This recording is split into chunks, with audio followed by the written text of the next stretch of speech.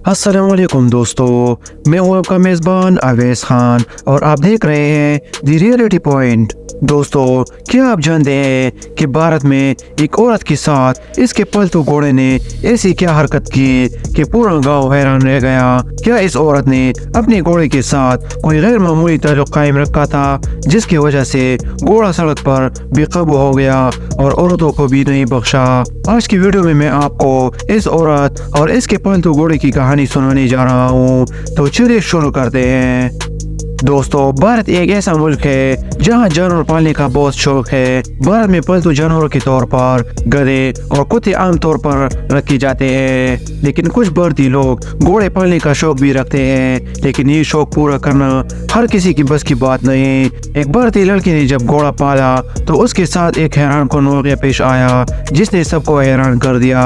ये वाक़या भारत के एक निजी इलाके में पेश आया जहाँ भाटिया नाम की एक औरत रहती थी। इस औरत की उम्र 28 साल बताई जाती है।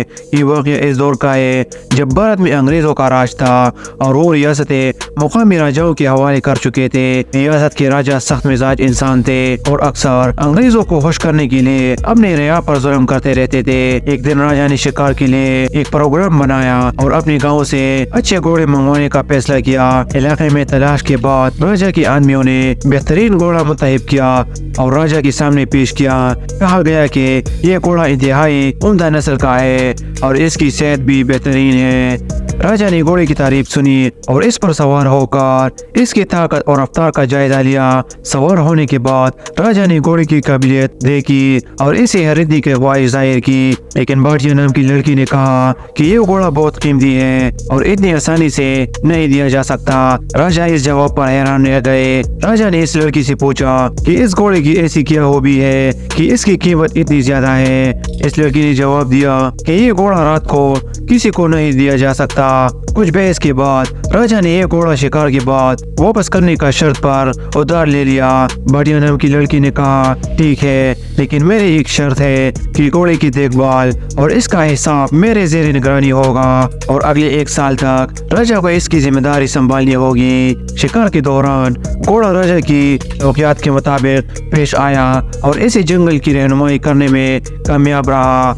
राजा ने देखा कि ये घोड़ा वाकई बहुत कीमती है और किसी भी तरह का तजुर्बा इससे ज्यादा बेहतर नहीं हो सकता। राजा की सिपाहियों ने भाटिया के घर की निगरानी की और देखा कि भाटिया अपना घोड़ा लेकर जंगल जाती है, जंगली फल और जानवर शिकार करके बाजार में फरोख्त करती है और अच्छे पैसे कमाते हैं। राजा को ये सब सुनकर हैरत हुई। भाटिया ने बताया कि वो बचपन से ही जानवरों से मोहब्बत करती है और जहाँ कोई भूखा जानवर मिलता उसे खाना खिलाती।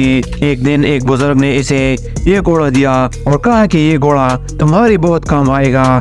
तब तक ये घोड़ा इसके पास है और वो इसके साथ जंगल जाती है और मुख्तलिफ काम करके रोजी कमाती है। ये वाक़या हमें ये सबक सिखाता है कि इंसान को जानवरों के साथ हुस्न सलूक करना चाहिए। इस्लाम में भी ये तालीम दी गई है कि जो बेहतरीन मुसलमान है वो अल्लाह की मखलूक से मोहब्बत करने वाला और इसके हुकूक का ख्याल रखने वाला है। हजरत साद बिन जुबैर फरमाते हैं कि मैंने अपनी उम्र में जवानों को देखा, वो मुर्गियों को बांध कर रखते और इनके हुकूक का ख्याल रखते। दोस्तों, आज की वीडियो बस यहीं तक। अगर आपको वीडियो पसंद आई हो तो वीडियो को लाइक, कमेंट्स और शेयर जरूर करें और हमारे चैनल को सब्सक्राइब करना न भूलें ताकि ऐसी ही मालूमाती वीडियोस आपको मिलती रहे। शुक्रिया।